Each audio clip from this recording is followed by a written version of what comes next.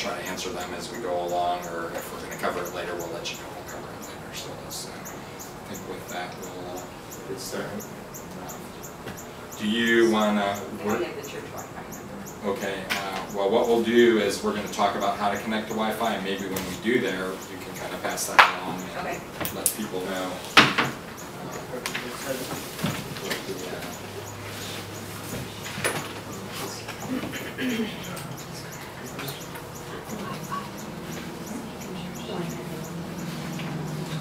Okay, so first up, Dad's going to just tell us a little bit about the device and how to use some of the basic functionality.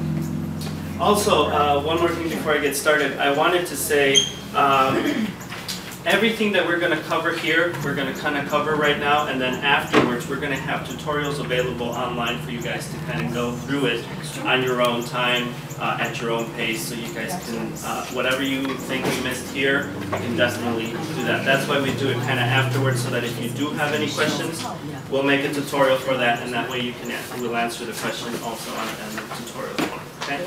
So, for example,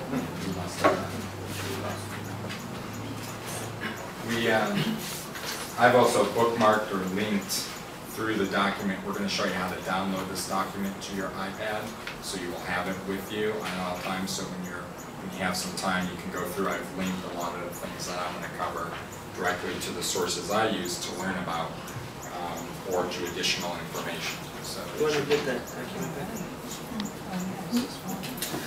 The first thing I want to do is show you a lot of sort of the basic stuff, how to open an app, which is not hard, right?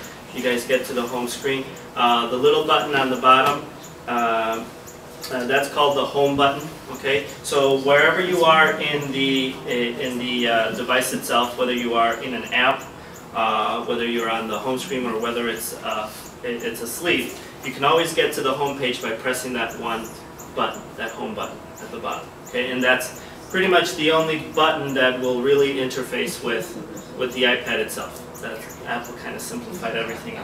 Just home button, you're there.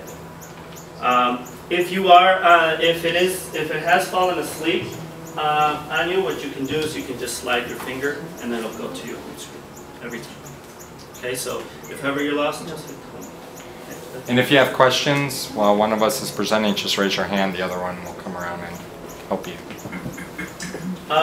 This is another really kind of cool part. Is they added a lot of functionality to this button, so it's not just one click.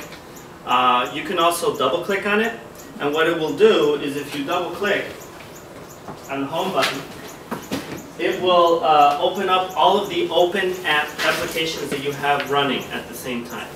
Okay, so this is how you can switch from one to the other. Right now we've got the one app that's open that you can see up at the top. And then at the bottom we have 4 other applications running in the background. Okay, this is called the multitasking. I think it's called the multitasking bar or something like that. I'm not entirely sure what they call it. They have plenty of names for it. But for example, right here, if I wanted to switch from from the application that I'm at right now to the other, I can just hit.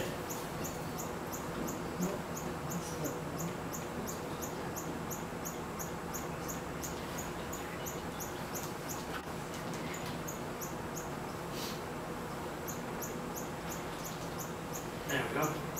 So if I wanted to switch from Safari, which is right there, to settings, it will switch applications.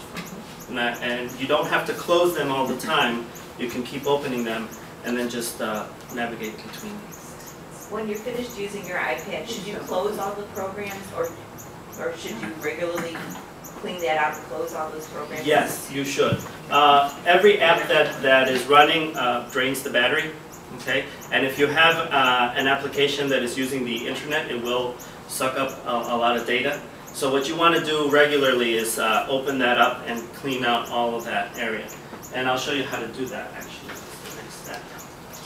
And I'll just comment there too. I had to take mine back to the Apple store to have some repairs done at one point, and Apple Tech said it's actually a good idea to completely shut the device down or restart it from time to time, to close all those applications So if you're done using it for the day, you may just want to shut it down instead of go through and manually close them all down. And then the next day when you start it up, it'll open it up fresh and with lots of memory and good battery life.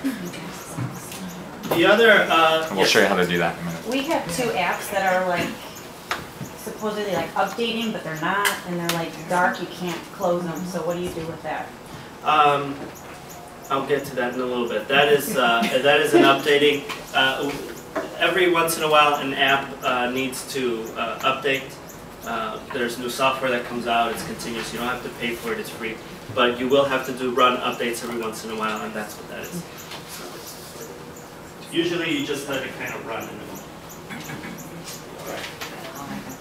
moment. So the next part is actually closing apps. So again, if I double click, I have all of my open apps there.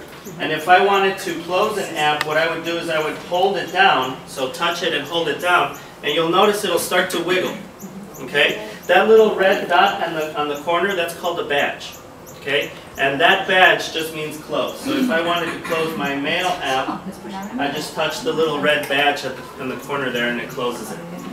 And you can do that for all of the apps on the bottom, and it's always good to kind of close it out after you're done with it. Close them all out, that way it'll refresh it. You gotta hold it with your finger till it starts wiggling. Press and hold it, and then you hit the little red. Yeah, I know that's. Click on the hold the app down. Just hold Turn it that down. off. Just hold it, touch it, and wiggle. Just hold one of them You down. can just touch the button. No.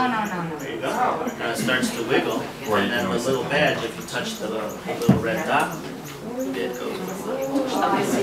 It's just a point, we don't have to go Start wiggling, and then you overboard on closing apps all the time. It's a device is meant to run many apps all at the same time, but it's a good idea from time to time to do it, or to simply restart the device. So when you have them, they're all closed now? No, you have to hit each one. how do you make it stop wiggling? You can click I won't do it on this one, but I can show on something else. Nope. So when you're done, you can hit the home button. The little round button. Do those all need to be closed because the badge came with them? You can close them. So I hold this down? I'm sorry, you want to close one, hit the little red. Yeah, you have to really touch it. It's very sensitive, so if it's a little bit off, you might touch something else that you're not intending to touch. There you go. Just hit the red button. You might want to use your And pointer. then if you just click like any If you wanted to do a complete restart or a complete shutdown, the best way to do it is to hold, this is Close them all. the wake button, okay, up at the top here, and the home button. If you hold those two at the same time, and you just hold them down, what'll happen is this little bar will come across, and you just slide the shut down, and it'll start shutting it down. I need to get So the home You button have to hold and the wake button. hold that button. Yeah. Hold So those turn it down at on. the same time. The opposite, to wake it up. Yeah, just the wake button. Oh, you Yep, did just the turn it wake on. button, you Oh, hold but it I didn't down get a bar for first, it just shut off. 2 seconds. Yeah, probably the best way to do it is press and hold that button. These two right here, these totally shut it down. Right. Anything that might be running in the background is completely white. Okay. So turn it around. Take it on the apps upside down. Well, you're just shutting them down, not letting them You might want to turn it around the other So, way. and then again, the question was, how do we wake it back up? You just One more time. hold this down, and once the little Apple logo comes up, then you know it's starting up again. One more I time. didn't do it Turn on my it. presentation. Yep, like that. It's best. Just a comment, it's best to usually work where that little circle button, the home button, is on the bottom. Because the iPad will adjust. As you turn the iPad, it'll kind of rotate around and it doesn't really care. But just from a human perspective, it's sometimes easier to work with that home button on the bottom. 2 seconds. Because then your other buttons are at the Just pull top. that down for a little bit. The little Apple logo will come up. There you go. You kind of hold it up like a book. Actually, I did this. No, she's good. She's good. Let you have a blank screen then, right? Right. And if you press and hold the button.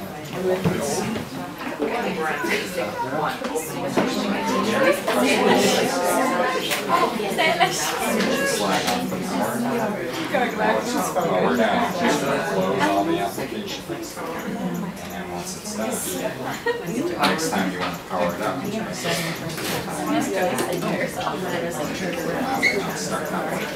Oh, in your settings, the little, and this is a feature turned off. I'll show you.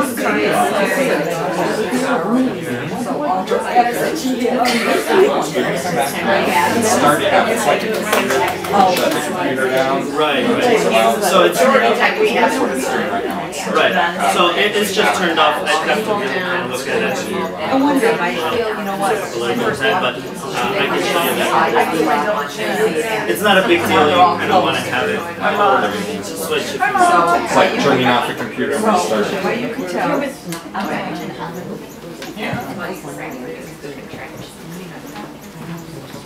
And those are apps that Is probably it that one show? I was.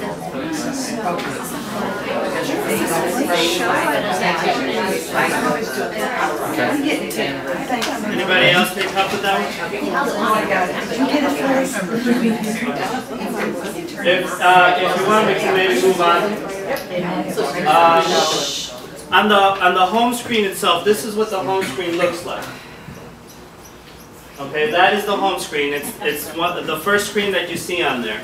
And technically, the home screen has multiple screens where you can put more than one app. So if you just swipe your finger across, you'll find that you'll have different apps on different pages. So you have different pages. And if you're on the home screen and instead of going from right to left, you go left to right, you'll get to the search.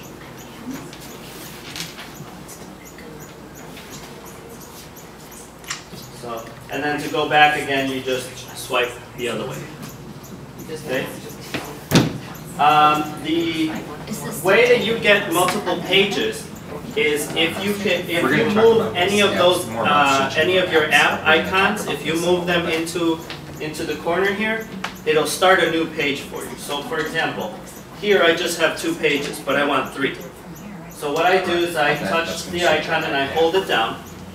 And again, you'll see the icons start to wiggle, okay? And then you get a little badge, but this one is black, which means that you're going to delete the app. So don't delete the app. What you want to do is you want to touch the icon and move it to the corner, and it'll create a new page, and it'll put that icon on the next page. Okay, let me just say that I've set up all these so they're exactly the same, so don't move anything. Because they're all, on all the games and all the books, everything is in the exact order, and every time I add something, I put it in exactly the same page on every of the iPads, so that no matter which iPad you use, you'll always know where to find stuff.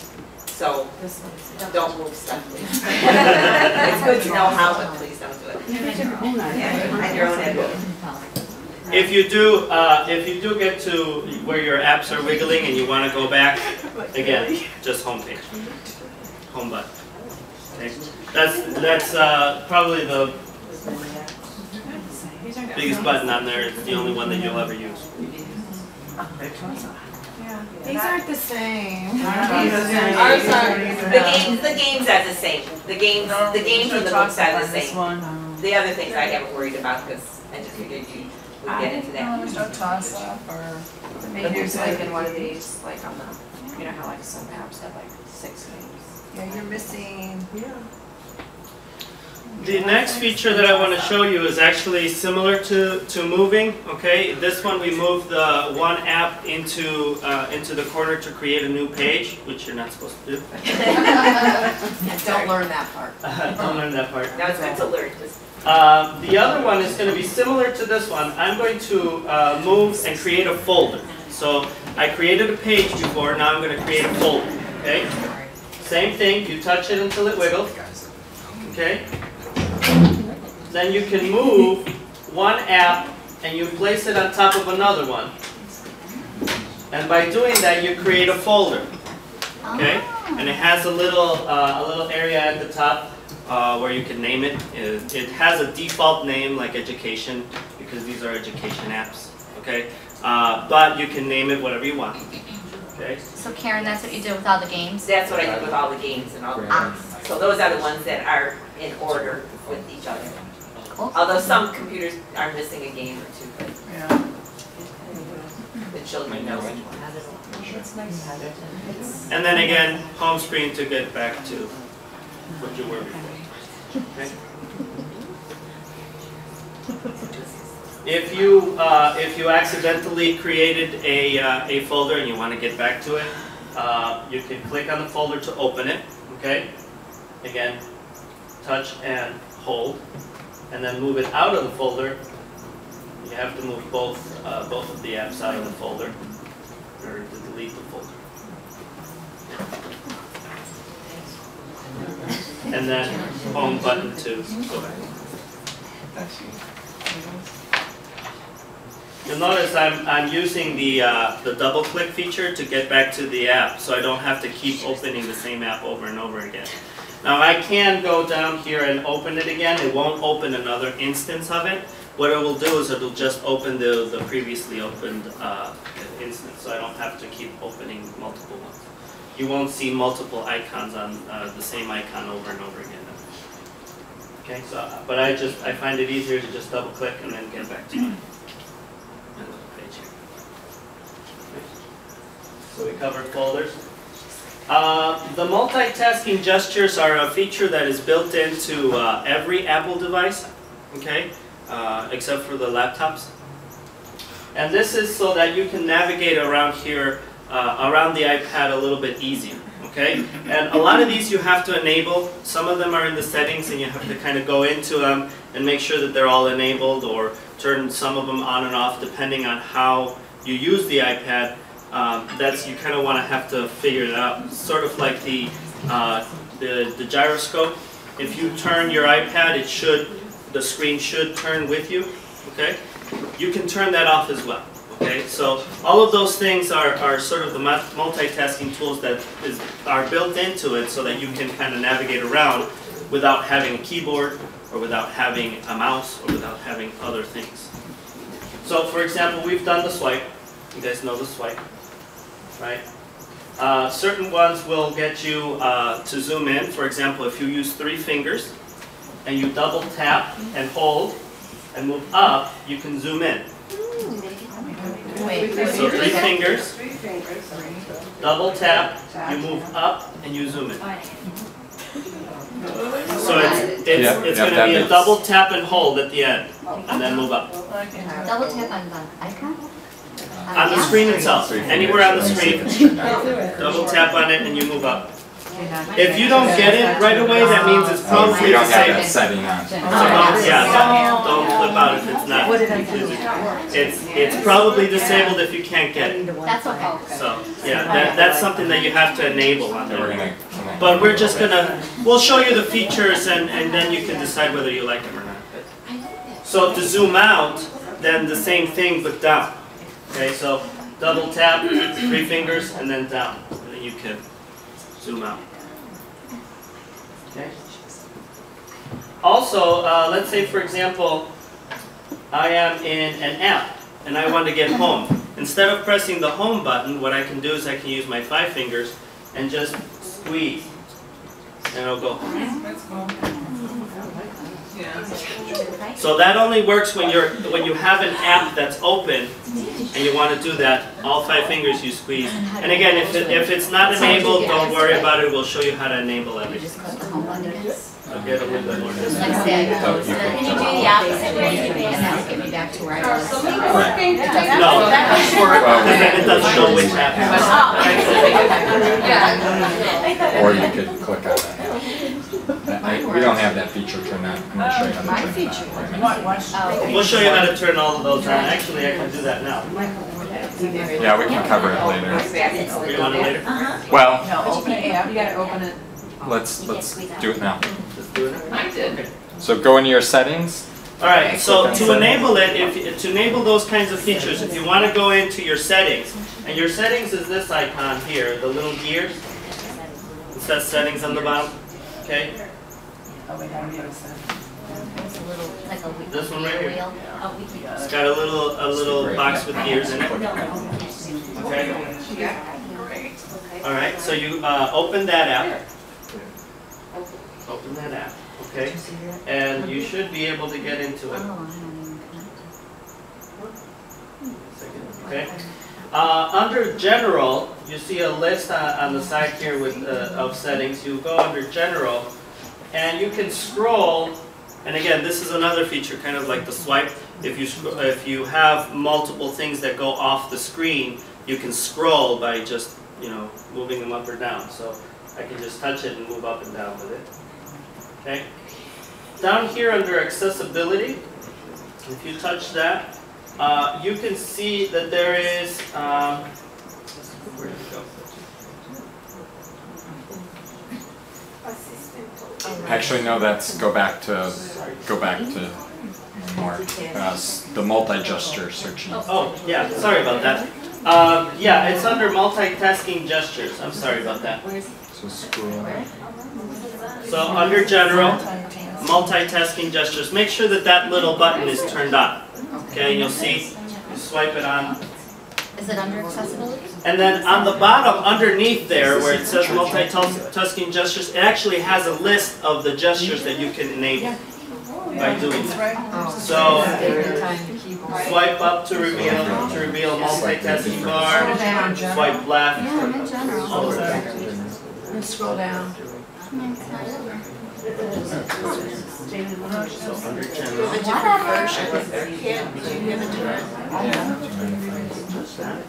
And then I think the iPad one is only measure that.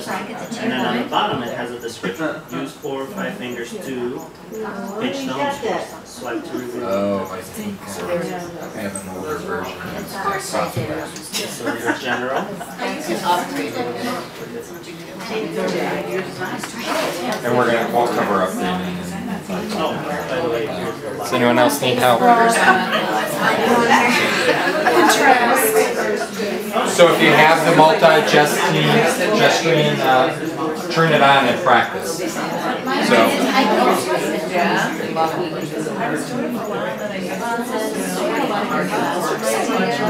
It depends on what screen you're in, so what you can do. So on this screen, you can always go back to the home screen if you're in any app by doing the 5-finger. There you go.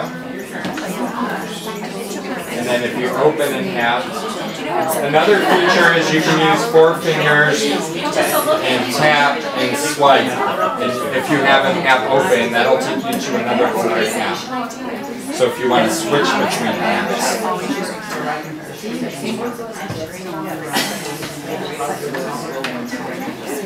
Oh, well, you do that right on the screen. So 5 fingers. Because that's cute. Double click on the screen.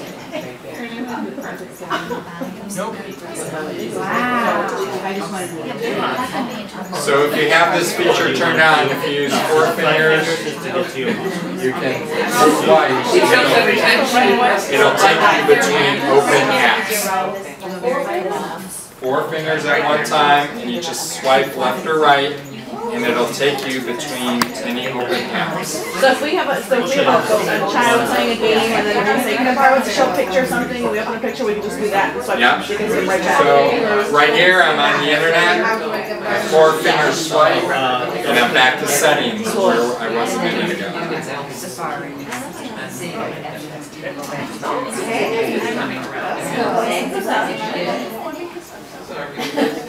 Now, that's not the only thing that you can, under accessibility, you can find other features on there too.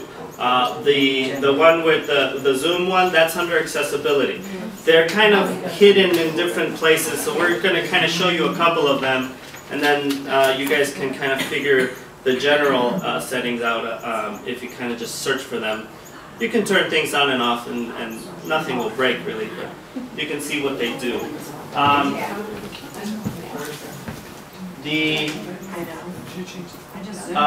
You got a lot of you were asking about the zoom feature. Okay, that's an accessibility feature. That one is placed in there for people who really can't see small things. Okay.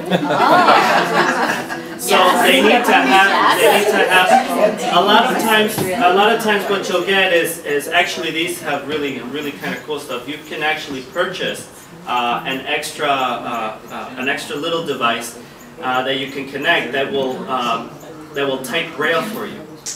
So if you wanted to read, because it's a clean surface, so if you need to read it, you can actually adapt it so that you can do that. All of those features are in the accessibility.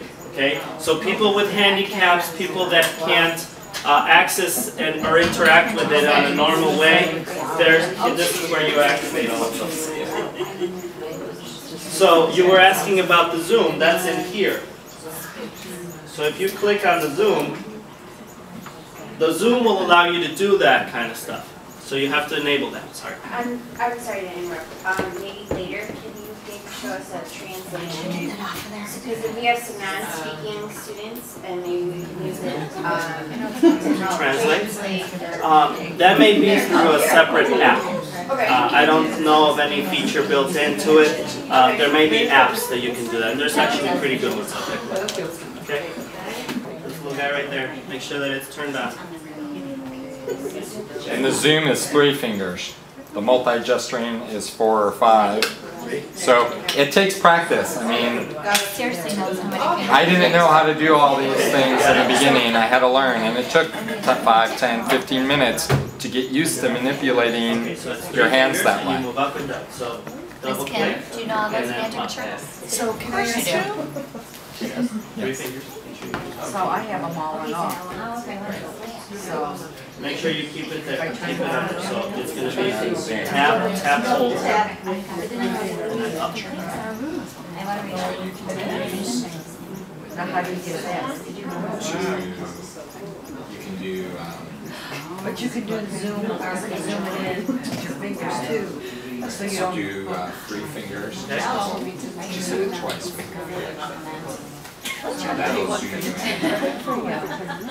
But you have to have the feature on. So if you leave it on, you can zoom out. Yes. Three fingers. Yeah. So, Right. well, So, 3 fingers. So the first time, hit it, and hit it, and hold. And now go up. You gotta be a little. Yeah. If you want to go back, just double tap. And now it's 3 fingers to move, scroll around. So you can do 3 fingers once and then hold on the second time. And go down. Hit it. All right. So let me explain how the zoom works. 'Cause 3 fingers. it's taking up and then hold. it's taking up a lot of questions. Okay. Second We're time. using 3 fingers. Okay. We're using 3 fingers, and the first time you want to set the size that you want, right? So what you want to do is you want to tap with 3 fingers twice and hold on the second one. Don't lift off, because otherwise it's a different thing. Okay? So 3 fingers, double tap and hold. And then to zoom in, you move up. To zoom out, you move down. Okay? Now, once you zoom in, that size, it'll remember that size. So that the next time that you want to zoom in, all you have to do is double tap and let go, and it'll do it. So for example, I zoomed in earlier, you can double tap, and it'll go straight to the size that I set before. You don't have to do anything extra special, it'll just remember that for you. And then if you want to move back, double tap again, normal screen. Again, we're using 3 fingers, only 3 fingers. Right? Let's move on. You don't have to scroll the second time. So if you wanna, do you wanna set your size, or do you wanna just try to go? Okay. That, or set your size. Oh, that's why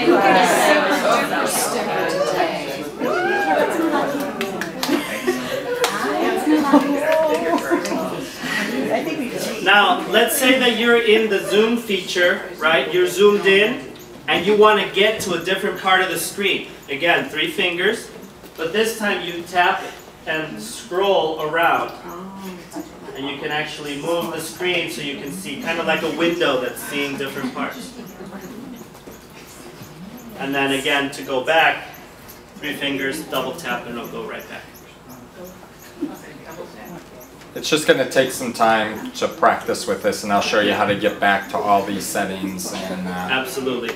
And we'll give you access to the manual so you can look back at some of these things. Again, it's just a practice. So I think we want to. Oh, so you have to be zoomed in. I think we want to move on a little, And we'll come back. let's say you wanted to get to this corner of the screen, and this corner is over here. It's hard when everyone's in a different In the spot. zoom. Once it's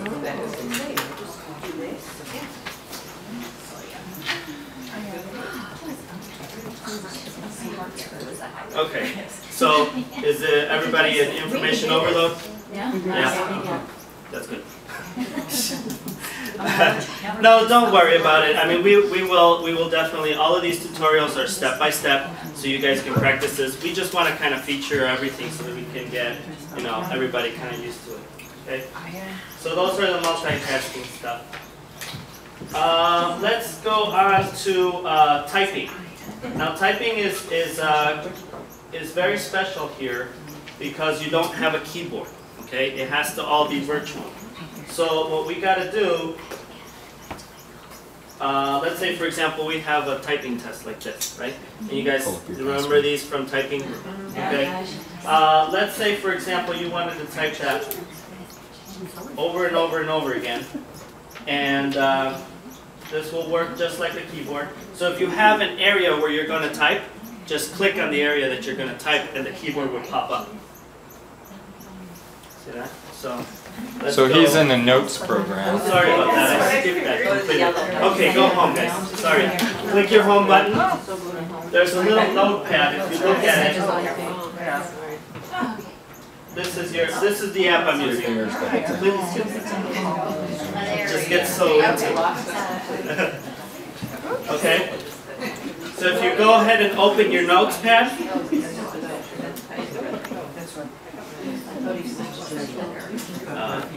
Go home. And the keyboard will pop up anytime there's an application where you can type in information. So like if you're in your browser, just the area where you want to type. So let's say you wanted to type there. You did that and then it came up. See? You click where you want to type and it comes up. Click on the home button. So if you're in a web browser and you want to type an address and you click in the address bar, the keyboard will come up. Touch the screen. Any application where you want to enter text, click wherever you want to enter text, just single tap one finger and it'll pull the keyboard. Okay? Well, I'm actually going to cover that. Oh, look at her. If we can get through this part.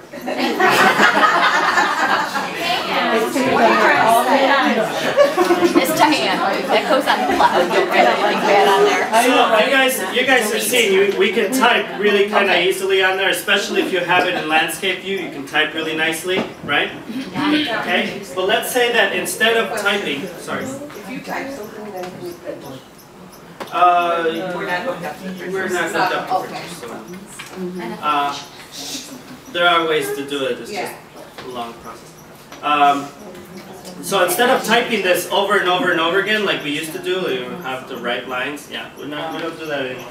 What we can do is we can actually copy and paste it so it just keeps going on its own. That's what we want.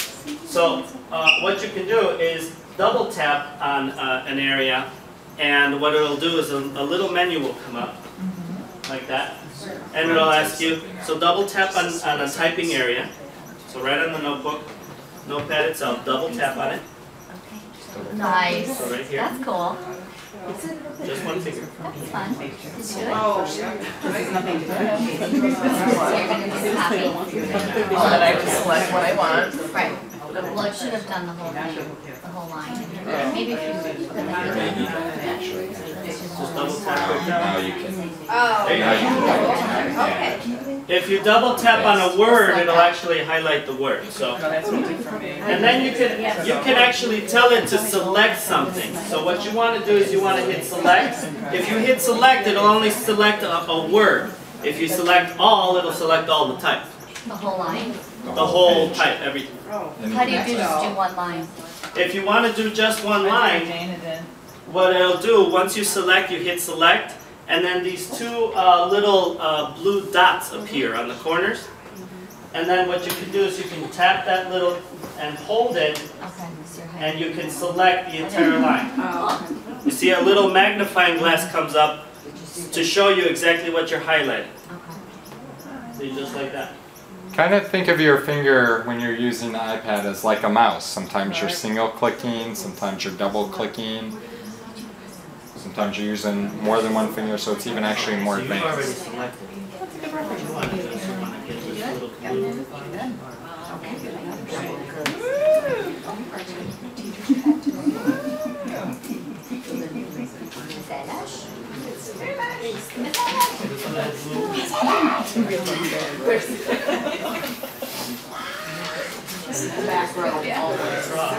Why we're sitting I might have here. to separate. Sorry. Yeah, right? You said yes. Double click on the word. No. Yeah, I cut it, now I'm gonna get paste. Okay, so double click. I think you missed. Oh, you pasted You something. need that. So Now, you I'm can sure you're gonna touch it. It was in the memory. Actually. So whoever used Oh, this you have to before type you that. must have kept Ah. You should remember your finger's just like a mouse. If you want to click on something, use your finger. It's just like the mouse point. If you have some text, if you have text that is already highlighted, okay, you can copy it, just like you use copy and paste on a PC, okay, you can copy and paste on here. First thing you highlight, you can copy, little copy button comes up, you copy it, and then if you want to paste it, move to where you want to paste it, okay, so enter, enter, and then double click again, and then the little paste button will come up. And you just click paste, and there you go. You just pasted text. You want to copy all of it? Nice. This came up again, but this time we didn't put my name in it, because that's what I did. That's what you did. What you just did is you pasted. I know, but when I Yeah, it's just like So if I double click on here, something's in your clipboard. Something said paste. So if you're an advanced user, That's what he said, not only can you do the copy and paste, but if you have the zoom on, for example, you should be able Everything that saves to in the three-finger clipboard, tap paste. and zoom in and zoom out. But if you want to And so select you can something, start to combine all of these different gestures. If you're not there yet, don't worry, it takes practice. So But if you've got the basics, try you'll be adding able to multiple combinations of So let's say you want to put that on the clipboard. Double click on it, double press on that one. Not sure what you turned on. Click on paste. Oh, it's like a help button. It's telling you how to use the gestures. So you turn on some sort of help feature. So it's trying to help teach you how to use it. So it's suggesting you do that. It's a bit hard.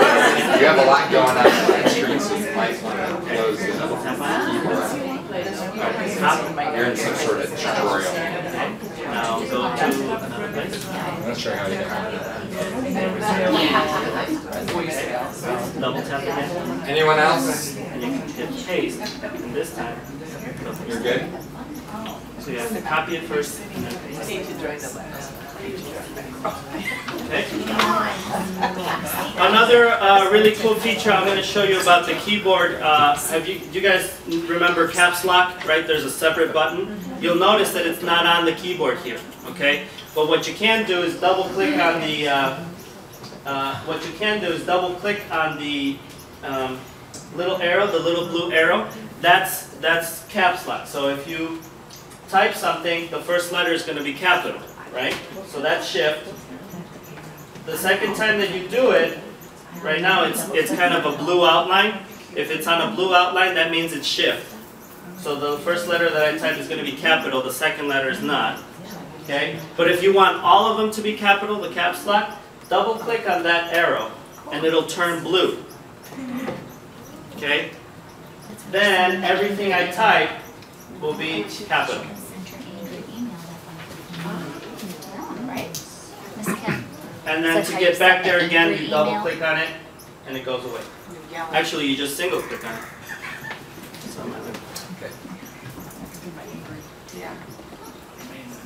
Miss Amy. It's the angry email button. All capitals. Sorry. The first line you can type on your is always going to be the title of the page. So it's very like thermal. It always ends up. Yeah. No, it's just I'm full of flowers in my face. Sorry, Miss Phyllis, we're back here. It will automatically. Been a long summer. Jesus, well. Just single click on the keyboard. Just hit the little mouse. Hand it over to Mike and he will cover some connections for you guys. So if you need Wi-Fi, this is a good time to do it. So I'm going to cover some things. There's a lot of settings. Some of them you probably won't use too often. Some of them, but I just kind of want to show you where they are and maybe what they do. We'll spend a few minutes on some of them. Some of them I'm just going to go through quickly. I've got bookmarks. Like we're going to show you how to download our agenda here, and you'll notice that a lot of things are linked. So when once you get that,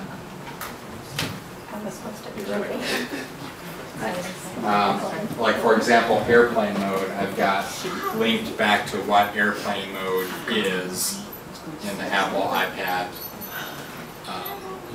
manual. So some of this information you're going to be able to get back to, so you may not need it now, but you might have questions later. We're going to show you how to download this on your iPad and then how to access it later. So if I just go over quickly, don't worry, but feel free to ask questions. Okay, so going back to our settings, when you first go into settings, which we went there before, so from your home screen you should have the little settings icon. Some of those letters are in blue. And those are in this icon right here. Right. So more information. If you want more information, Right, we click on it. Settings. So I'm going to go into settings and notice there are, on the left hand side, there are a lot of settings. So the first one is airplane mode. Real simply. You go on the airplane and they say, please turn off all electronic devices. You can use, at a certain point in the flight, you can use your electronic devices. But generally, you cannot use anything that has a cellular phone connection or Wi-Fi. I know they're starting to add Wi-Fi in the planes now. But what you do when you go in airplane mode is it shuts down all of those devices. So if you have an iPad with a GPS or a cellular connection, Wi-Fi, anything that might interfere with the plane's electronics, by just simply turning on airplane mode, it shuts everything else down, and you can still use your iPad with anything that, as long as it doesn't need internet or any of those connections. So if you have games or files or documents that you want to work on, or books, a lot of people use their iPads as e-readers, you would be able to access all that information while you're on the plane. Sometimes people use this too when their battery's kind of getting low and they don't need those features. It just simply turn on airplane mode. It shuts down all those things because those are often the biggest users of the battery, especially the Wi-Fi. These don't have a GPS or a cellular connection, but some iPads do. So that's just simply that. The next one is Wi-Fi. Here's how you're going to connect now. Fortunately for you guys, most of these devices will connect automatically downstairs in your rooms. Up here, we have a different Wi-Fi connection, or if you're going to go on a field trip and you have access to Wi-Fi, or simply if you're using your device at home. So when I click on Wi-Fi, notice I can turn it on or off. So if I just want to turn off Wi-Fi, I can come here and do it. And notice it says choose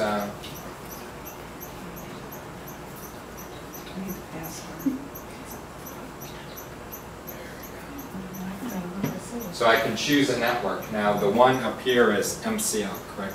Yes.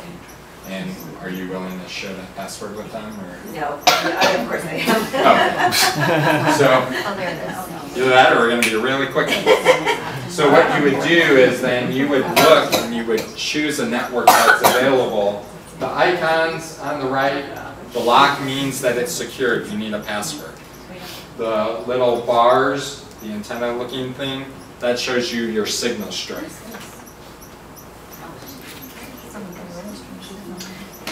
Are you HTC? Okay. I am, I am HTC. That's my phone.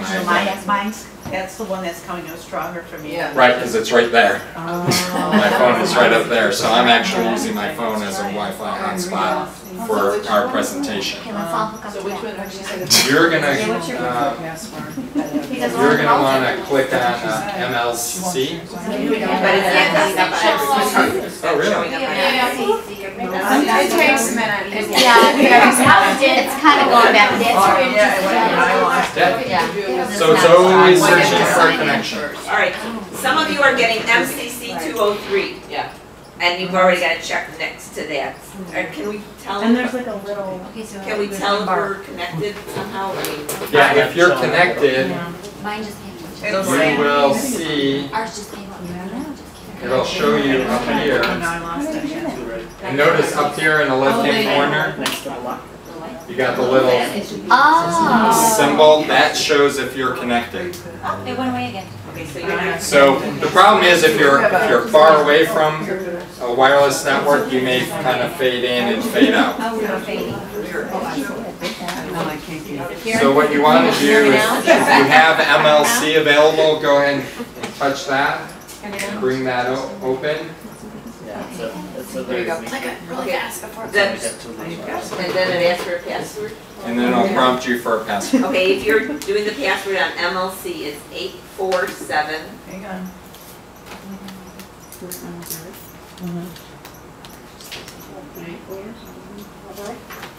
823 6996.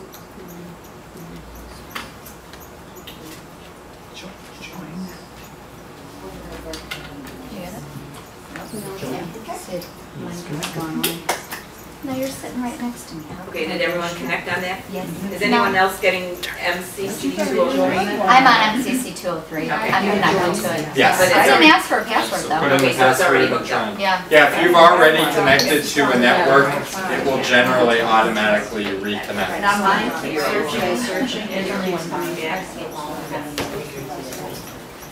I'm sorry? It just keeps searching. Okay. It keeps searching. Sometimes it takes a little bit to find the network and then connect to it. If you're connected to multiple networks and you're close by, it may kind of fade in and out between them. I think the biggest issue that we have here is MLC is broadcasting from so far away. That's why some people are going to grab it at some load. So bear with it.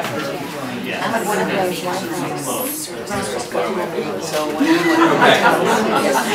Now that you're all on the internet, please don't be off on YouTube. For all of us, back in the education building, we have 4 stations, we have 4 routers, is that what they're called? Access points. Access points, 4 wireless access points. There's one upstairs in Terry or Christina's room, and then there's one down by the other end of the hall. Downstairs, there's one in Rose's room, and there's one in the office. So there are 4 different access points. You have to get, if you get, all of them have the same passwords. So if you need to put a password on them, it's the school's address backwards.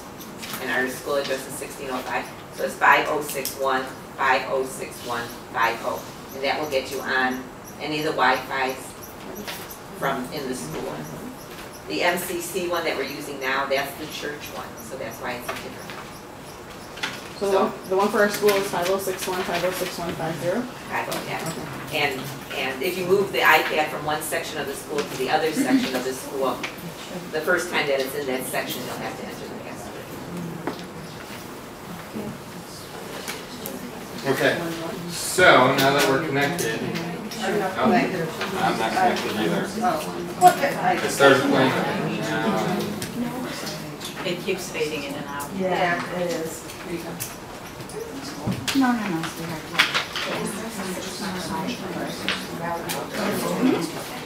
5161, 5161, not the phone number. Was it just a And it's like, yeah, I want to buy it.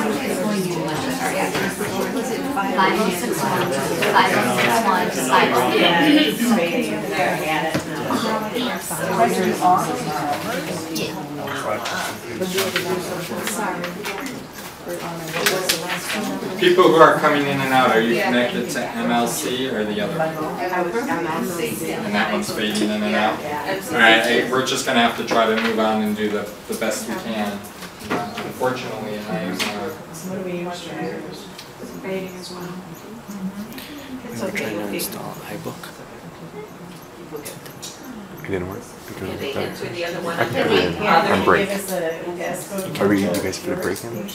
well, if we do that, it's going to, mine isn't all that fast of a connection. It's going to slow us all down.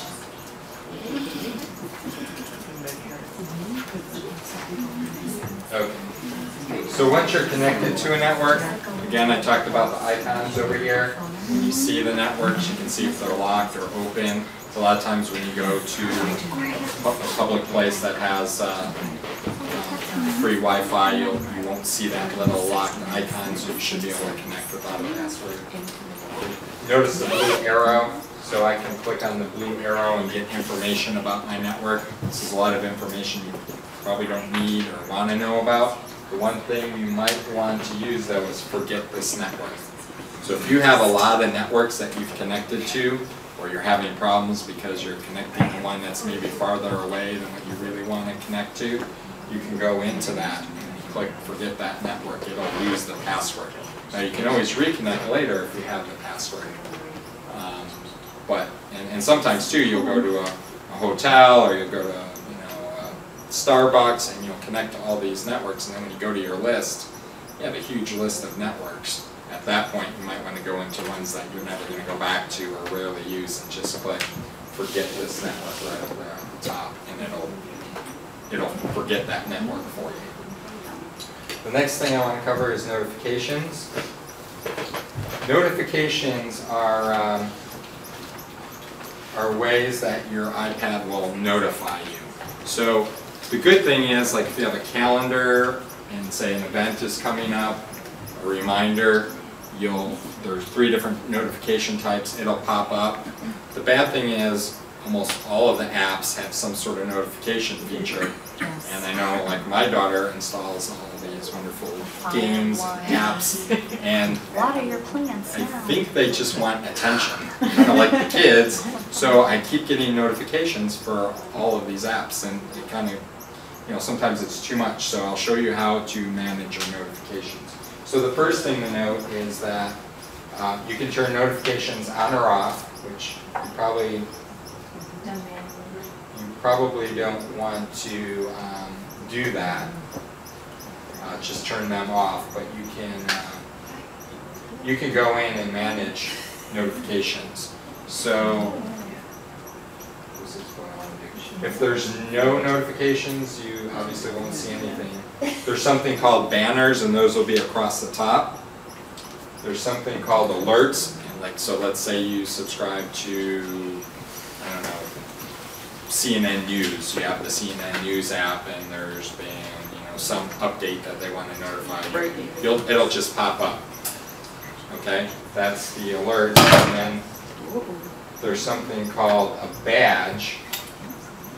The badge app icon, and that's where you see the little red dot, a lot of times with a number. So for example, your email app will have a badge, and it might have a red circle with the number 5 in it. That means you have 5 unread or 5 new emails. So those are all different types of notifications. So what I can do is when I go into a particular notification, so notice here, I'm sorting them manually, and I have in the notification center these, I keep thinking I'm on my iPad, I'm like, why am I not seeing the information? So I can click on, say, calendars, and now I can turn notifications on or off for that app. So if you have a lot of games and they're bugging you with notifications, you can go in there if there's no real reason to get a notification, just simply click the on button and it'll switch to on. You can also control what type of notifications you get, and it might vary by app, but if you notice here at the bottom, there's the app, the badge app, that's the little circle I talked about, you can turn that off. In view and lock screen, that means if your iPad is on, but locked, like you have to slide the little bar, if you have view and if you have that on, then when your iPad is locked but on, you will still see the notifications. So if you're on the weather channel and there's a storm coming and they pop up a notification, you'll still see that.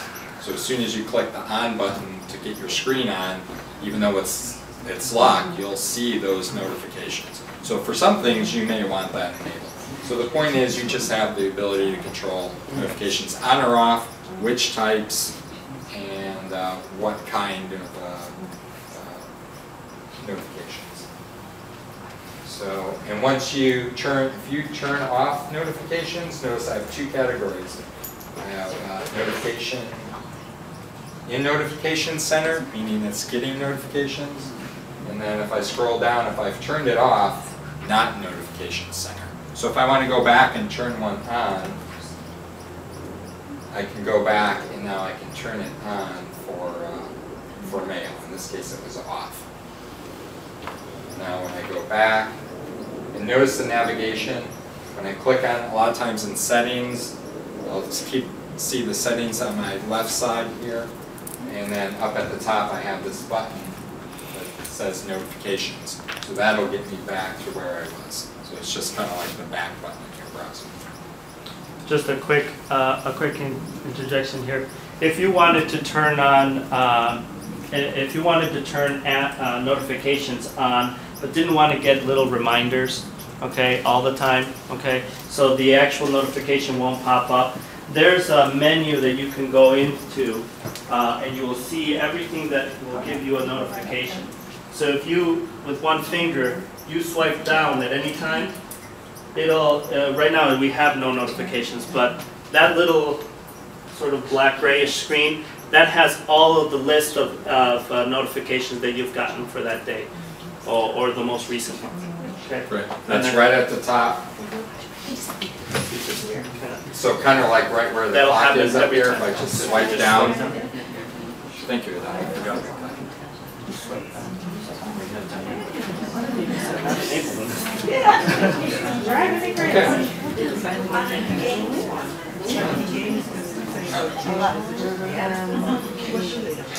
I know with my daughter a lot of times, it's like, hey, there's new something.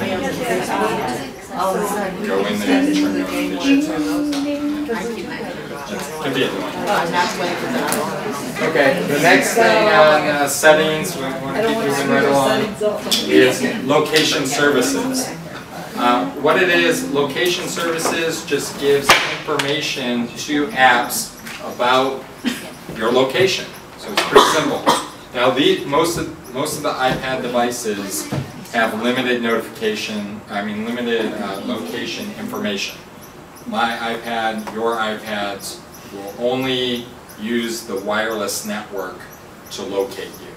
So there's kind of a lot of voodoo magic that goes into that, but it's usually fairly accurate, but it's different than having a GPS. Your cell phone probably has a GPS that can pinpoint your accuracy within a few feet.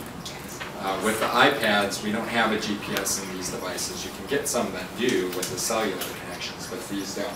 But it'll still find your location. So if you're using a map or you're using a web search and you want to use your location because you're looking for pizza, you don't want to find pizza in Seattle, you want to find pizza in Park Ridge, you can use your location, and it's usually pretty good with the Wi-Fi. So that could work for or against you. If you don't want that, because you don't want anyone to know your location, you can go into location services and you can just simply turn it off. Now, a lot of people are concerned about privacy and everything, and that's legitimate. I personally don't worry too much about it because no one's tracking your location with with the iPad. No one's going to be able to track you down. No Mike's sitting here giving a presentation. It's more about where you the device finding information for you. But if that makes you uncomfortable, or you're with the kids and you're out and about and you don't want that even to be a remote possibility, because I can't tell you that it won't happen, it's very unlikely, then you can simply turn that off. The other thing you'll see in here is one reason to turn it on is there's a Find My iPad feature, and by enabling that, you can communicate with this device. You'll need access to the account that's set up on your iPad. Every iPad is connected with an account. Well, she wants an iPad. Yeah, Did she try that? If the setting is on, now the finding capabilities are limited. I mean, you can do certain things. You can lock it. You can you can wipe the information off of the device. So you have some abilities, so that might be something that you might want to look into. And I think you can make it beep. So so what you need to do though is you need to go to a computer or another device. You need to log into a website with that account that is on the iPad, and then you can track the iPad. You guys need And to it tell will me. show the location. Because we lost you over the summer. And, well, maybe later I can go down there with the computer. The only problem with that is if it's lost in here, It'll just say it's it'll here. just say It has to be turned on. But no, we know it's here then. We don't even know where it is. Okay. In the box So that's with the one Legos, thing. or It's what? really great if you have an iPod, if you have an Well, iPad, if you have an connected to iPhone. I recommend you just turn it and on. then you do that. And sometimes you just need to know, Because the longer you wait. where generally it's at. Yeah. But the location services work with many different apps, mostly like mapping type apps, and this app. So you can go in there and you can turn it on or off for certain apps, or just in general you can turn it on. I'm not going to cover cellular data. None of the iPads have a cellular connection, which would allow you to connect to the internet anywhere where you can get a cellular connection, like your phone, like your smartphone.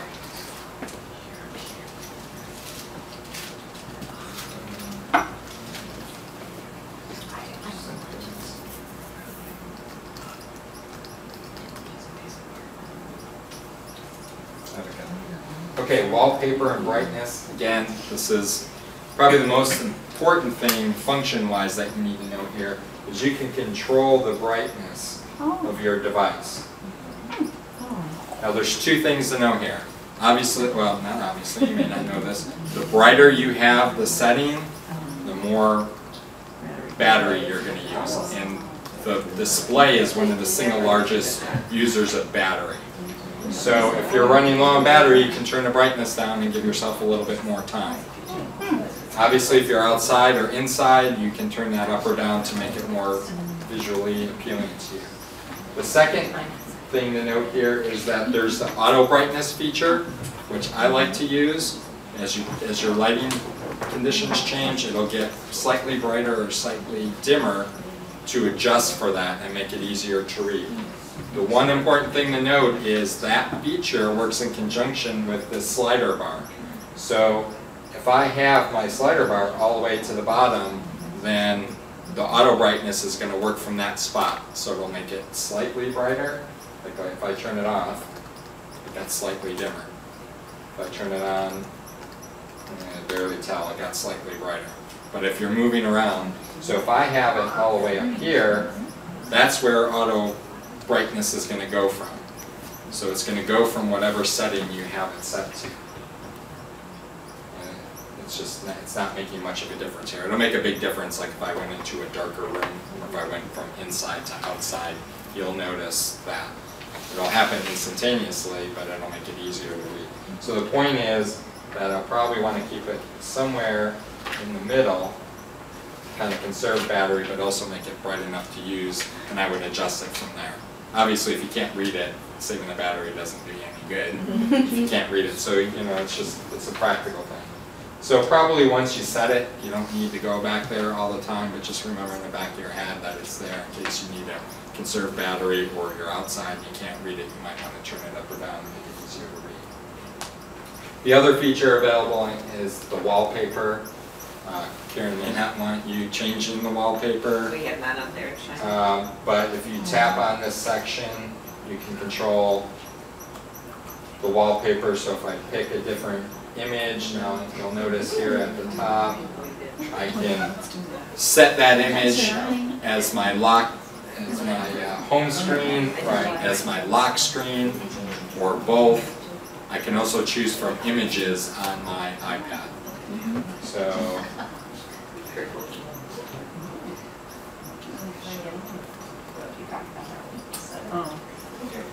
So if I go to save photos, I could choose one of my photos to be the wallpaper as well. So, yeah, for what it's worth. I'm sure they're all going to be really pretty now. Yeah, well, everybody likes to customize their device, so it's a good thing to know, but not a power user kind of feature. Then you would click save, so you click on one. Yeah. Once you click on an image, you have to choose. You can choose pick one, you set the goal. Now you can go back. If you go back, This is and no, we were in the mountains, our phones didn't work. So when we got to the hotel, here we are. The Wi-Fi communicated. Yeah. So yeah, it could. So use that in good health, but it could cause you not to be able to see your own screen or read things if you pick something that's disturbing. Okay, I'm going to go into the general settings now. I'm going to try to fly through some of these as quickly as possible. Probably important things here are your serial number. So that's something you might want to record initially when you get a device. And then there's also a bunch of other information that you probably don't need to know, like your wireless address and things like that. Some of the devices I noticed were a little bit out of date software-wise. So one of the other features is software update under General. So again, this is probably something that 1 or 2 people might be managing. But if you need to update the software, make sure you're connected to the network. And then go to software update, that's under General, software update. And it'll check your device and it'll see if you're up to date. Currently 5.1.1. Oh, you're still on Whichever one you said you didn't have that setting. So again, it's probably not something you're going to check every day. Well, Karen might say, hey, I noticed there's an update, so would everyone please go and update your iPad sometime over the next week. Usually it's not the most critical thing that always have it most up to date, but generally you want to keep it up to date because features change. So I noticed someone in the back there had an older version. One of the features we were covering wasn't available. So from time to time it's just minor stuff, but every once in a while there'll be a major change. So that's software update. Usage. Okay, if you click on usage, it'll tell you information about how much storage you have.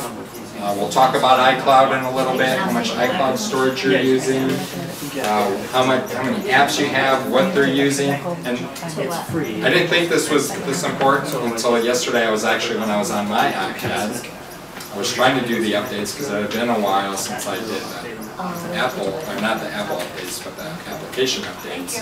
And I kept clicking update, update, update, and it wasn't updating. And I'm kind of doing other things, and I'd go back and I'd click it. And I was also kind of looking over my notes for this, and I happened to go back here, and it said, hey, you're out of storage space. And then finally a thing popped up and said, we can't run updates because you're out of storage space. So especially, my device does not have a camera, but your devices do. So if you're taking a lot of pictures and downloading a lot of apps, the big thing on mine was I listened to a lot of audiobooks from the library.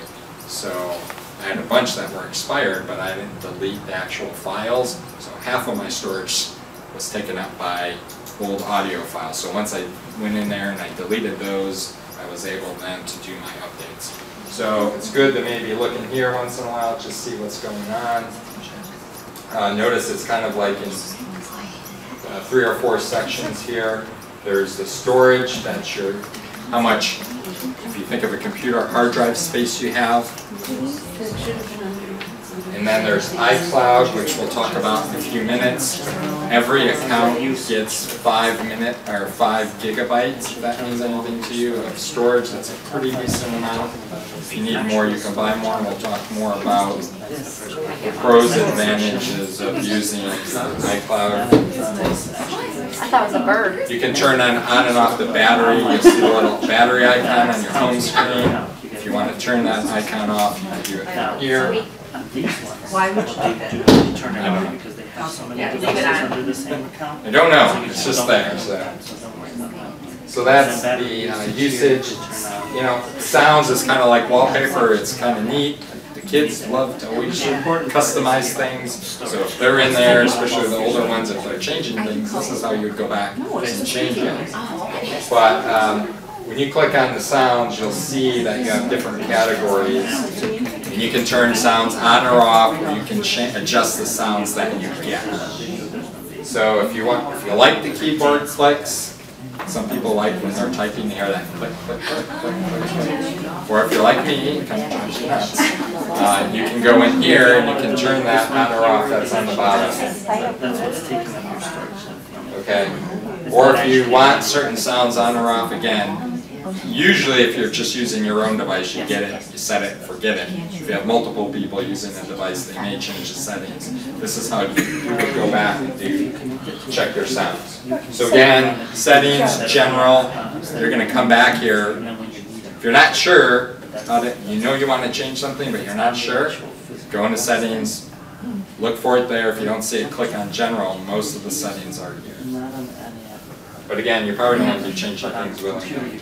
Network, that's just like we were before with the network. It's going to tell me information about my network. Generally, you probably won't have to worry about that. Bluetooth. If you don't use Bluetooth devices, if you don't even know what Bluetooth means, you might want to go in there and turn that off because it's a radio device that, you know, people with the little earphones, those are Bluetooth devices. You know, they walk around. You can turn that off. So if you want to go in there and turn that off, it's going to save battery. But isn't that the Bluetooth? I mean, if you do get a keyboard. If you have a wireless keyboard or a device that attaches to it, you will need to have it on. Are you in general? We don't have to. No. I'll go back to general. Sync with, iTunes sync with Wi-Fi. I don't know if you're probably not using your devices for music, but if you do use your device for music, as you download songs, say on your computer, you can then sync those songs with your device, provided they have the same account. So if I have my Michael account, I have my computer, and I download an album, and I have the same account on my iPad, if I turn that on, when I download songs on one device, when I'm on Wi-Fi with my iPod or my iPad, if I have that feature on, it'll then sync my music between my devices, which is really nice, but probably not applicable in this situation. Unless you do buy music, you might buy music for the kids. What I would like, I got a lot of music on my computer that I would like to download on Please, and I haven't had much success. Yeah, so if you set up your, if you put that music into your iTunes on your computer using the same account that you have on that, then that should work. Okay, maybe we can, if we have some time, we can go down and cover a few things that might be helpful to you. Spotlight search. If you notice when you're at the home screen, if you swipe to the right and go and move your screen to the left, you'll go to a search screen. That's the spotlight search. And what spotlight search does is it searches your device. So if you have many apps or many songs or a lot of information on your iPad, when you search on your iPad, it'll search through that. and it's just helpful to find things, documents, music, videos, apps. And you can turn, when you're in the settings, whatever you have checked there, Spotlight Search will search for. So if you don't want to search for contacts, you have 1,000 contacts and they just, when you're searching for music, they always come up and you don't want them there. You could go here and you can check the different categories on or off, so you're only searching the things that you want to search. So now this device doesn't have a lot of information on it, but what I would do is from my home screen, I would go swipe to the right, and notice I'm in the search screen. So as I start to type, probably, so as I started to type notes, the notes app came up first, and then anything else that meets that search criteria. So again, on this device, I don't have a lot of information on here. I try to keep it clean for presentations. But if I had all my music and videos and apps and fully loaded up, this might be a good place to go. I know what I need. I just want to get to it quickly. I don't want to surf through, pages and pages of icons, because it can get really cluttered really fast. And notice that you do kind of at the bottom, Safari came up, and it did give me the option to search the web or search Wikipedia. So it will extend out to that application if you want to, so I could then click, say, okay, search Wikipedia, and it'll pull up my web browser and extend my search out on the internet. Of course, I could just open up Safari and do my search from there as well, but maybe you're looking for a song and you thought you had it, but you don't, now you want to go find it out on the internet. That would maybe be a scenario where you use that. Oh, and look, not came up in Wikipedia. The definition of not. Okay. Exciting stuff. So that's Spotlight Search. And Auto Lock, this is my favorite because it's by default like 2 minutes and it drives me nuts. So I either turn it off or I set it to 15 minutes so that every time I turn around and go back to my iPad, it's not locked, and all you have to do is slide that bar. Unless you put a password on it, then you got to put the password in every time. So that's what Auto Lock is. Passcode, this is where you put in a passcode. You can turn it on so you have a simple passcode, which would be like a 4-digit, like a PIN number almost. I recommend having that. I don't know if you want to use it in this case on a personal device, just in case you leave it someplace. If you have personal information, your banking apps, whatever, you might want to put that passcode on there. Even if it's annoying, set it to 15 minutes so it's not coming on all the time.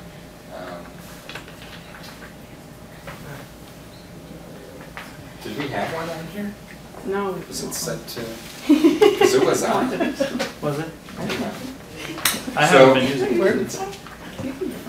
Oh, no. I'm not reading my screen. Up at the top, it says turn on. So when I click that, notice it's going to have me enter in a passcode. It's like any other password app. You type it in again. Now I have the passcode 11111 set. And now I can go down and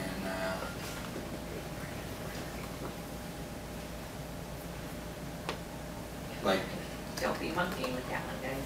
yeah, don't put it on, because if you forget, then you have to reset the device, and someone's going to be probably not happy with you. If in the situation where one got stolen, if there was a passcode on it, doesn't it pretty much render it useless to anybody? It does, but you can always reset the device. So someone could reset it, they'd have to wipe out all the information basically. But if you're going to have pictures of kids on there, I mean, that's something that you just got to decide what you want to do. But if I do have it on there, I can tell how often I want it to go into the locking. So if you did decide to do it here, you might want to set it to 4 hours, just so that maybe after hours or on weekends it gets locked so people don't come by and use it. It's really a personal preference.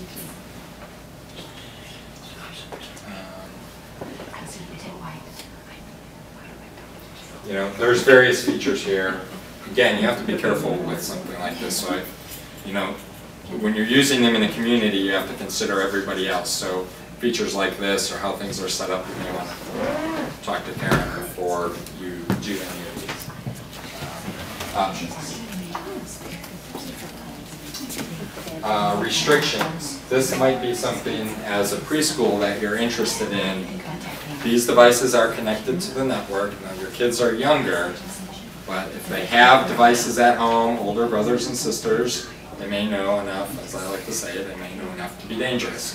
So what you can do is you can enable restrictions. Now, since I set a passcode, I have to put it in there. And you may need to have a passcode in order to do restrictions. I don't remember that. But what I can do now is I can go in there and I can turn off applications. So if I don't want kids doing iTunes at all, I can just turn off iTunes. Now if I click on iTunes, it's just not going to work. You can turn on installing or deleting apps, yes. Sorry, what if you don't just want the, can you like passcode that so that in order to use iTunes or something, like if you know the password to get in it, you can still do it without having to go back and turn it on and off? Not exactly. I've set these up for schools before, and what you really kind of have to do is have the adult know the password, and you have to go in the restrictions, turn it back on, do what you need to do, and then turn it back off. Okay. I think, yeah, I don't know that there's a, you know, like an app lock or something like that. Yeah. Okay. You might be able to get an app for that, but sorry to say that, but that's probably true. Is there a way to turn them all off, like when the kid's playing the game on it? So Not, they don't not go real, on the internet not real and then convenient. turn them all back on? No.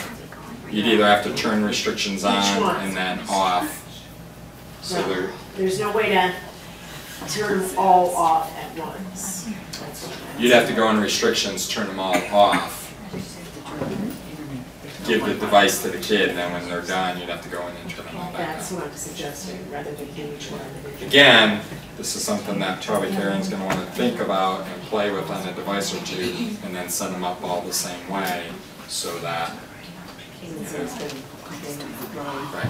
And there's no substitute, and a lot of times we want technology to control everything that people are doing. There's still no substitute for the teacher to be monitoring what the students are doing, and then to either, you know, educate them or, you know, discipline them based on their behavior. A lot of times it's education. The kids don't know, or they didn't know they're not supposed to do that. Sometimes they do, but that there's really no substitute for that. And sometimes you even, you know, can disable things. And your kids are younger, but the older kids a lot of times we know how to get around those things. So there's no substitute for you guys. Can you put it in airplane mode when you have the kid? Yep. So that it can't go on the internet? Yep. So at least they're just... That would be a quick... That's a good... That would be a quick Yep. Very good. Gold star. That's a great idea for home. What else you can do too is maybe you do want to allow access to certain apps, but you want to control the content that they can get to. Now this isn't perfect, but if you did allow access to iTunes or something like that, or music or podcasts, whatever the categories are down here, you can change the access loop. So, so apps purchases. You can turn off apps purchases if you want, but a lot of apps are free. So if you turn that on and you say you want to let the kids be able to do that, you can control some of the stuff like the apps and the movies and the music is all rated. So if you want to say, hey, I only want to allow anything for, oops, 4-year-olds, then I would click 4+ and notice it's checked. So anything rated basically for 4-year-olds and for 4-year-olds and above, well, no, it's going to be 4-year-olds and younger basically. Because notice that everything is red now. So something that's rated for teenagers, like say 17+, is not going to be allowed. Again, as long as it's rated. If kids go out on the internet and they find something that's not controlled by this, then it's not going to work.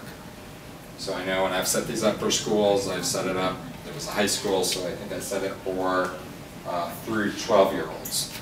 So anything that was restricted, you know, because I didn't know the kids, I didn't know what they should have access to or not. When I talked to the teachers, they said that's fine. If we need anything, we'll get it for them. So again, it comes back to a strategy that, you know, probably giving Karen a whole lot of things to think about here. And we can talk later as things come up. We can talk about that. So I'm going to kind of undo what I've done here. But you can go through here and see all of the various restrictions. And I don't want to spend a lot of time because that's sort of an organizational decision. But that's how you would do it. Lock rotation is like if you turn your device and the screen rotates. If you don't want that, you can turn it off, or you can lock it so that it doesn't turn. And maybe if you're watching a movie or something, I don't know why you would want to do that. Some apps get really annoying. Maybe a map app, you're kind of got it in your lap and someone's driving, and you turn a little and you don't want it to turn. You can turn the lock rotation on. You can mute it. Multitasking gestures, we covered those. That's the 4 and the 5 finger gestures. Here's where you would change date or time. And most of them are set automatically, and then to a time zone. So if for some reason this was off, you might want to check it. Maybe if the time zone got changed, or maybe someone turned off set automatically. When it's set automatically, every time it connects to the internet, it'll kind of update itself. So if it hasn't been connected to the internet, the time might be slightly off. Or I've had my phone when I went from Illinois to Wisconsin, I think it was in some weird time zone. So when it's set to automatically update, you might get some weird behavior, but generally it's pretty accurate. So that's time and date. Keyboard options, we talked about. Dodd covered a lot of the keyboard functionality. You can go into keyboard options and turn on or off some of those features. If you don't want autocorrect on for typing in terms of spelling, you can turn that off. If you don't want to enable cap locks for some reason, you can turn that off. There's shortcuts, so if you type something like BRT, like be right there, and you want to add that in, here's where you would do that. You would go add new shortcut. So again, probably you'll set it once and forget it. If you need to know something about the keyboard, that's where you want to go. International is just going to change the language for the keyboard. So if for some reason you wanted to use a Spanish keyboard because there's special characters, or I don't know, whatever keyboards they have, you could choose a different keyboard. Accessibility. I think Dodd briefly covered some of these things. We have the voiceover. What voiceover is it kind of reads to you what you're doing. It doesn't read like a PDF or a book or a web page. You'll generally need an app that does that. But voiceover, it will kind of guide you as to what you're doing. So if I turn that on, so it looks like I can't use Zoom and VoiceOver at the same time. So when I turn that on, when I go, oh, I think the volume's on now.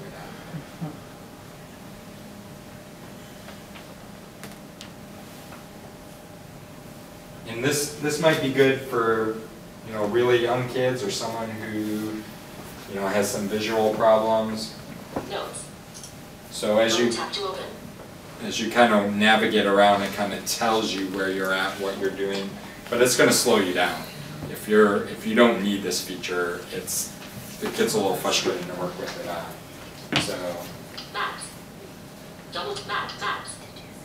Double tap maps. Okay, double tap. Okay. So again, if you need it, it's good, but if not, Search. Tab. 1 of 2. so it kind of just guides you as to what you're doing.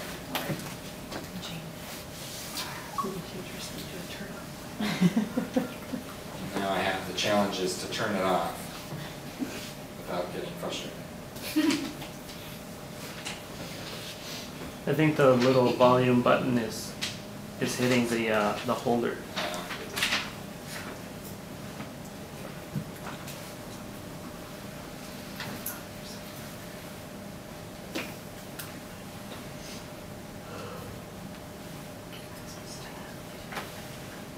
There we go, fine. Because it kept telling me what I was doing. You're clicking the voiceover button. So you have to click it fast enough so it not only tells you, but then allows you to do the actual. So, and then you can adjust that. So there's different settings for that voice. So you can make the voice faster or slower, or with the slider bar, and you can control some of how that feature works. We already covered the zoom.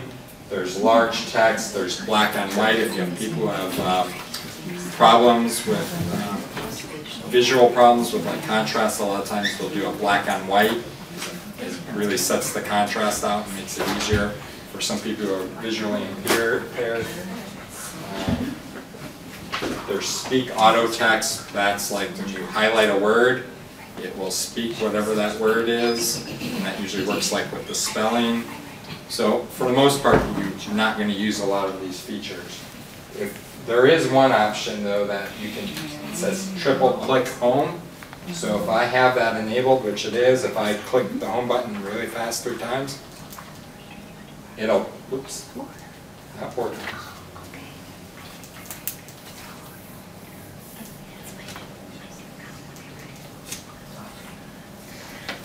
So once I get it, I clicked it 3 times, now it's going to ask me what I want to do. So you can turn that feature on and then set it to ask, or you can set it to zoom, or any of the other accessibility features, and that way it will sort of prompt you to turn that feature on or off real quick. So if I wanted to turn on zoom, then I can click zoom, and now my zoom feature is on.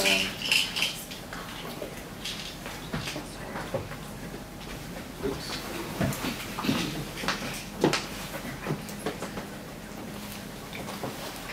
And that's down here under triple click home.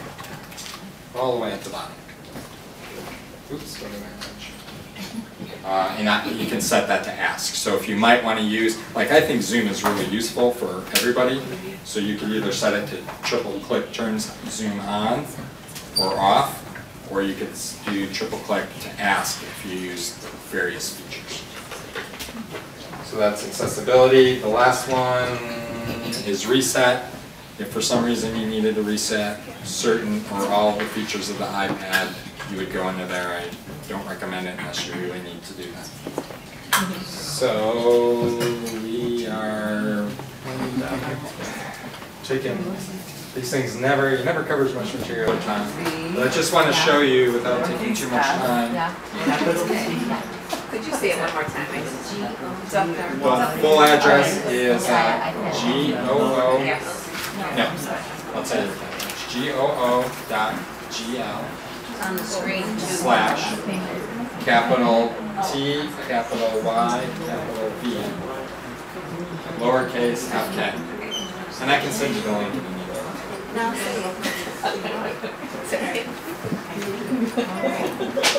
Okay, and then if you go to that address,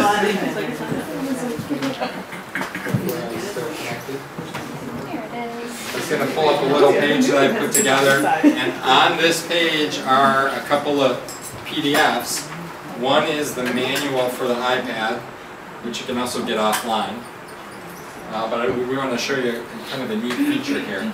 The other one is the agenda, which includes clickable information. If I click download, and when you click download, you will see that you have an option. It pops up real fast. It'll download the document and open it for you.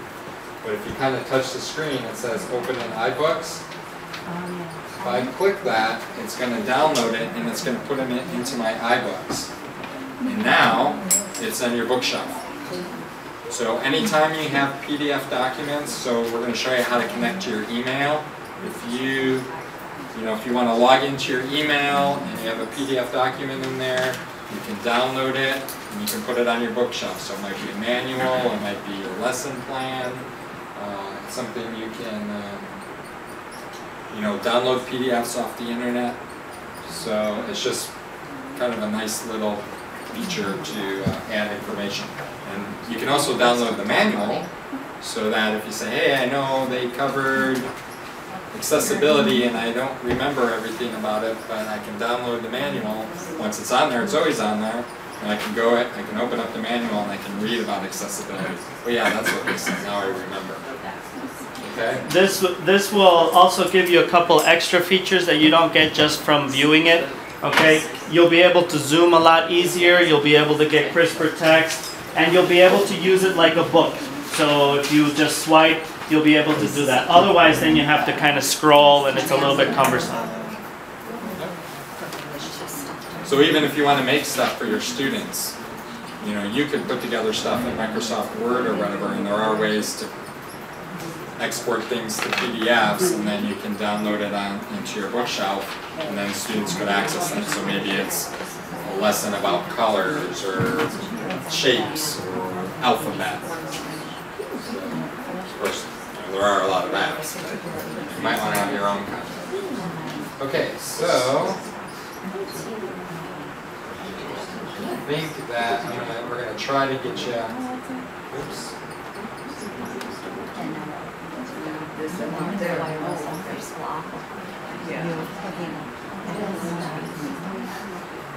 Okay. Doug, you want to take over? We're going to show you how to kind of quickly set up, again you have to be on the internet, set up an email and remove an email from your iPad. Okay, how many of you have personal email accounts? Yeah. How many of you have maybe a Yahoo account? Gmail account? All of those are kind of built. So if you go to your home screen, just click the home button once. Okay? And if you go to your settings, you'll notice a pattern starting to emerging with this. We're kind of focusing on settings here. Okay, so everything's going to be in one place, and that's your setting. If you go down here to Mail, Contacts, and Calendars, click on that. And under Accounts, that's the first little section there, you should have at least one that's your iCloud account. Okay?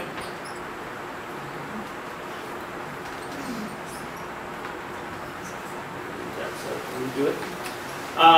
What I'm going to do is I'm going to add an account to it because you guys don't have any of your personal stuff on there just yet. Could you add, we do have a second account that my staff sends them emails every day. Webmail? Yeah, again, you can do that, but that might be something we have to do. Like that's something we may have to kind of figure out exactly what your provider is and all of that. Okay. Those are the kinds of features. That's why it's a little bit more complicated to do something like that. Especially if you're in an institution like this one, if you want to get the email, it might be a couple extra clicks or a couple a little code or something that we will need. We just need to know what it is, and then we can set that up for you. Absolutely. But if you just wanted to do maybe your personal account, and then again, you have to be kind of careful because if you're sharing these, what'll happen is if you don't delete the account from it, the next time if somebody else uses that same iPad, they'll be able to see all your email. Yeah, Lori, we could see your email. Yeah, Lori. Yeah, we saw your email, Lori. Oh. I sent some too from your account. So again, Microsoft Exchange is the if you have a Microsoft Exchange account, you can link that one up. You've got Gmail, Yahoo, AOL. MobileMe is the Apple version. Okay, so if you have an Apple ID or a MobileMe account, you can click that one up. And then of course we've got Hotmail. So it covers the general free ones that you can get offline. Okay. So what I've got, our company one is actually through Gmail. So what I'm going to do is I'm going to just link up a Gmail. You guys can choose whichever one you want. If you sync it up today and you don't want anybody else to do it, I'll show you how to take it off just in case. So don't be afraid to kind of go in there if you have an internet connection and try it. Okay. So here, it's going to ask me for certain things. One is going to be the name. So what is the name on the account? My name is Adad, A-D-A-D, Ocampo. That's one. My email account is Ocampo at FireLogic.net.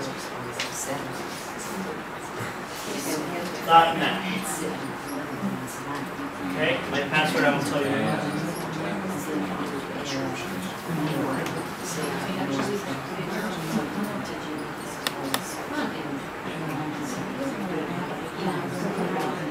And then the description is just something that will show up when you send email. It'll show up as your account name. So if you want to say maybe work email or personal email, you can put that in here. So I'm just going to type FL because it's FireLogic. So FL. Once that's done, you can hit return or enter. And what it's going to do is it's going to send a message to Gmail, and it's going to say this person is trying to log into their email account through us. Is that okay? And then what Gmail will do, it'll send a message back, and it'll say either yes or no, depending on whether you have the correct password or correct information. If it says no, like it says right now, then you have to go back in there and check your information, make sure everything's spelled correctly, make sure you have your password correct. Try to clear things out and put it back on just in case to kind of make sure that you got it all right. Okay. In this case, I don't know if it's connected.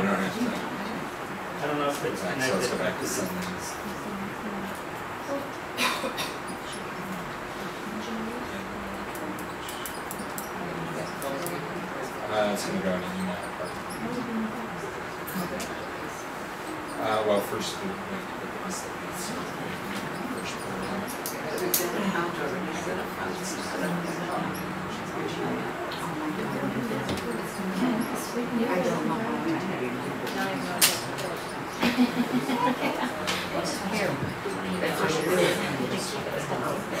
Alright, so I double checked my information and now it's verifying again. Let me see if it's connected.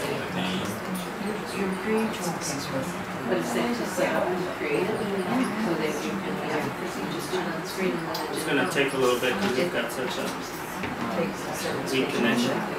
How did you set up so that you get a password already?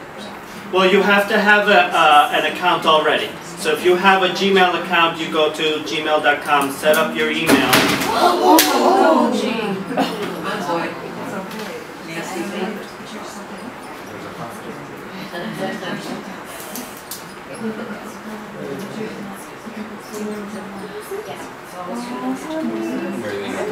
Yeah. Make sure I don't contact you far away.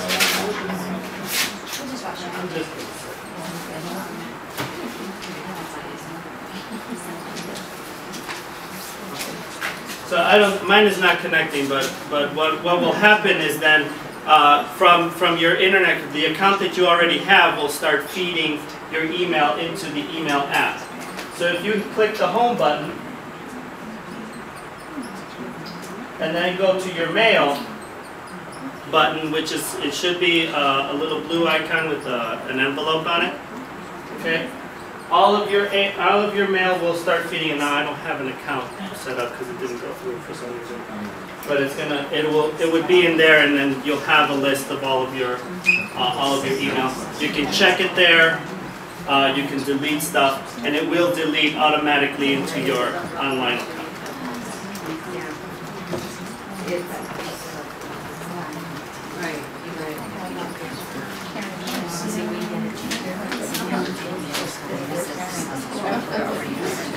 Anybody have any questions? Now remember, you do have to have an email account already created. So if you try to create an account through this, it won't work. Okay, so you have to have either a Gmail or a Hotmail account or a Yahoo account to do this, and you have to have the password already set up. I'm not really going to get into that because it kind of goes away from the iPad, but that's something that you kind of have to already have. Okay, and then you can log in through that. Yes. Absolutely. Absolutely. So I'm going to go back to my settings. Okay.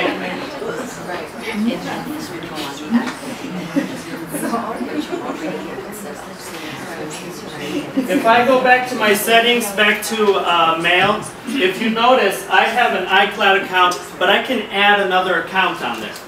Okay? I can add multiple accounts. So if you have a personal one, if you have a work one, if you have, I don't know, a bunch of different ones. I think I have 5, actually, because I've got a work one from this work, I've got a work one from Maine, I've got a work one from my business that I have. I've got a ton of them, okay? And I don't want them all, I don't want to keep logging in every single time. This is perfect because it all goes to one inbox, right?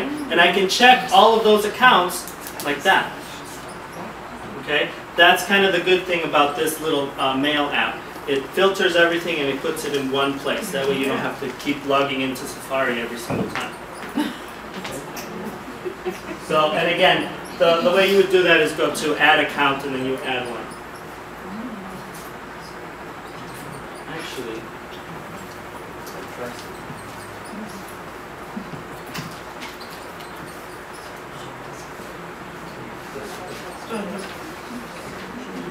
there we go. I've actually connected my phone, which I have already set up, just so that you can see. I've got 1, 2, 3, 4 active ones that are going on right now. See? No, I just get a lot of emails. So, and then you can check them individually. So for example, this one, I want to check this one. Or I can check all inboxes and then I'll have all of them set up right there. And all of my email will go in there. I kind of have to be careful when using this, because if I use my personal one for my work one and I send something I shouldn't send, yeah, it's not good. So you just got to be careful. Very careful. What could you Just to show you.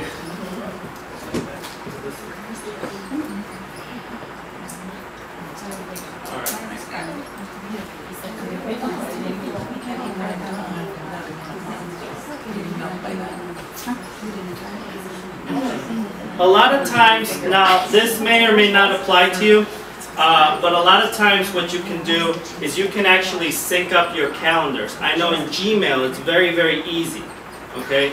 The only thing is that if you sync up your calendars, it might be a little bit clunky if you try to do it the mail way. You have to kind of do it a different way. But I'll show you how to do that.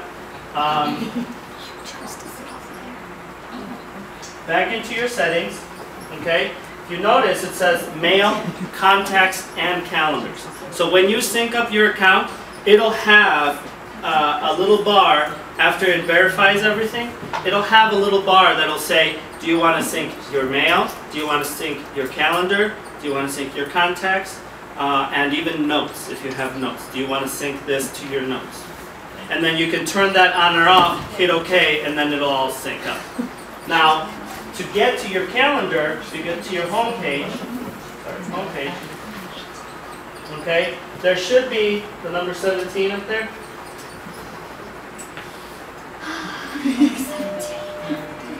Right here, the date 17, okay?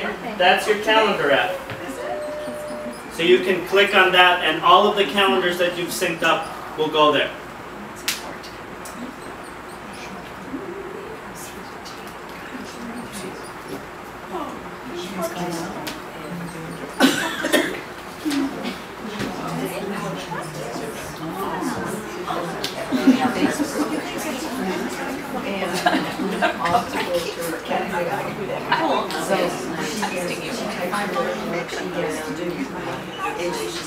All right.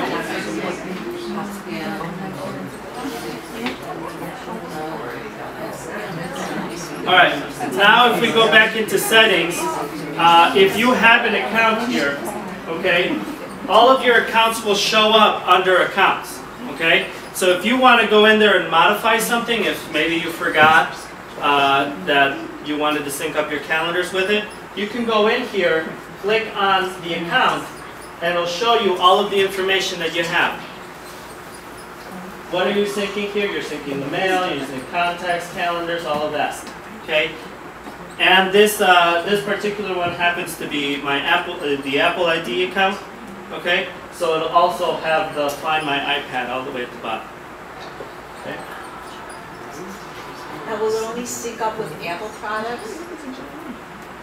So like, let's say you use Microsoft or Outlook or something like that, can you still sync up all those? Yes, you can. So if you have Outlook on a different computer, you can do that. But again, that's another thing that you're going to have to add different codes and stuff. Now, if you accidentally added your personal email account to a device that's going to be shared, okay, and you want to delete it, all the way at the bottom, you have a button that says Delete Account. Okay. Now, it needs to have at least one account on there. So usually the basic one that you guys here as an institution, you're going to have one account on there. That one, I don't think it'll let you actually delete it. But you can delete any subsequent ones that you may have on there. Okay? So at the bottom here, it says delete account. Now this is permanent. You can always go back and hook it up if you accidentally deleted it. But you'll have to kind of have all of that information. Make sure you don't delete the iCloud account. Actually, don't even put your personal accounts on this. What I had written down for emails was supposed to be for our parents' emails that we were sending down. We're covering stuff that, don't put your personal accounts in here. Just going off track. We focus on what we can do with the kids, like what kind of activities or projects we can do with the children. Sure. Yeah, I think that would be valuable. Don't put your personal accounts in. I know, everybody sees that. Just go on. Yeah.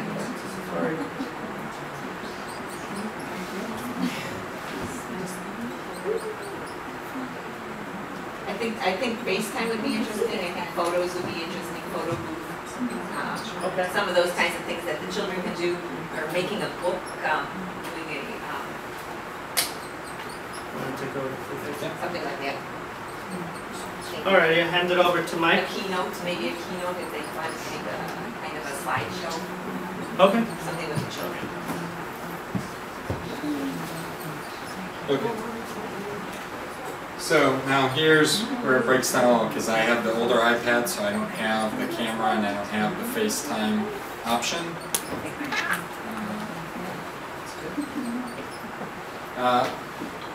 You do, well, we can do this. I wouldn't be able to display it.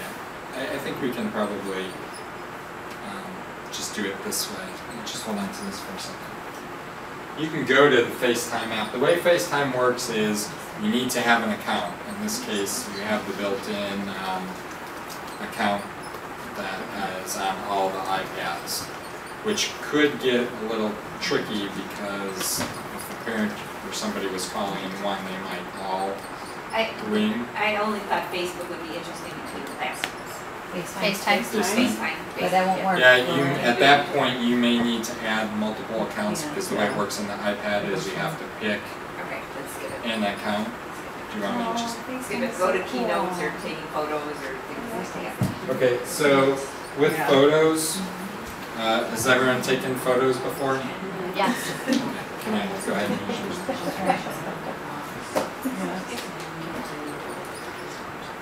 I was just thinking FaceTime, they could.